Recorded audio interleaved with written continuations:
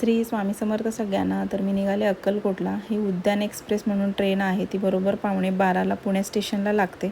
तर तिथून मग डायरेक्टली 4:30 वाजता ती बरोबर पुणे स्टेशनवरून अक्कलकोट रोड स्टेशनला पोहोचवते.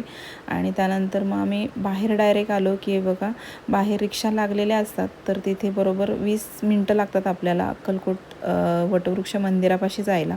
तर तिथून आम्ही निघालो. बरोबर 20 मिनटांनी ते आपल्याला बरोबर मंदिराच्या बाहेर असं आपल्याला सोडतात.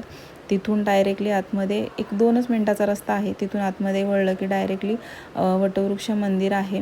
तर तिथे आतमध्ये गेलो. भरपूर गर्दी होती आणि आतमध्ये गेलो. इथे खूप छान वाटतं आतमध्ये आल्यानंतर. योगायोगाने ती वेळ आली आणि मी स्वामींच्या दर्शनाला आले आणि खूप अशी गर्दी होती आतमध्ये. आणि आतमध्ये आल्यानंतर दर्शन वगैरे घेतलं स्वामींचं. आणि बघा, हे वटवृक्ष मंदिर आहे, हा आतलं आहे. हे असं दर्शन वगैरे घेतलं. आत तर मला काढता नाही आला व्हिडिओ, म्हणून मी बाहेरूनच घेतला व्हिडिओ. आणि बघा, खूप छान वाटलं आतमध्ये येऊन.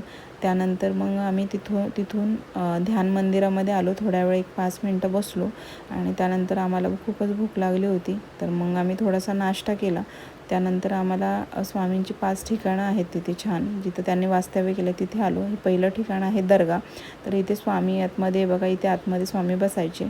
आणि त्यानंतर आम्ही सेकंड ठिकाणी आलो. इथे स्वामींनी स्वतः पादुका स्थापित केलेल्या आहेत.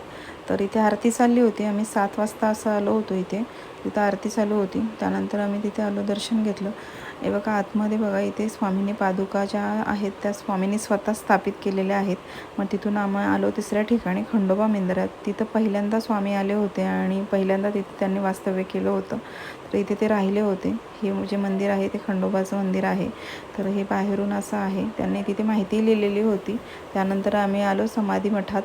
तर तिथे स्वामींचा समाधी मठ आहे. तिथं पाया पडलो. चोळप्पा महाराजांचा वाडा आहे, त्या वाड्यातही गेलो आणि इथे पाया वगैरे पडून आतमध्ये गेलो.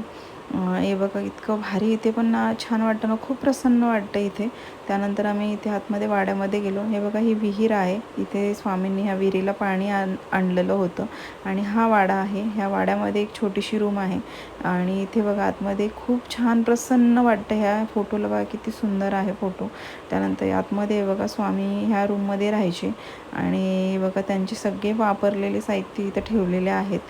तर कुऱ्हाड वगैरे सगळं. मग तिथे दर्शन घेतलं आणि त्याच्या शेजारी बरोबर दत्ताचं मंदिर आहे. तिथे आम्ही गेलो, तिथे पाया पडलो आणि तिथून डायरेक्टली मग आम्ही बाळाप्पा मठाकडे गेलो. आणि बघा, रात्री उशीर झाला होता, थोडा अंधार झाला होता. त्यानंतर स्वामींच्या पादुका ज्या आहेत त्यांच्या पायाचे ठसे उमटले आहेत तिथे. तर ते पाहिलं. खूपच मस्त वाटलं ते बघून. आणि त्यानंतर आतमध्ये बघा, बाळाप्पांचं मठ आहे.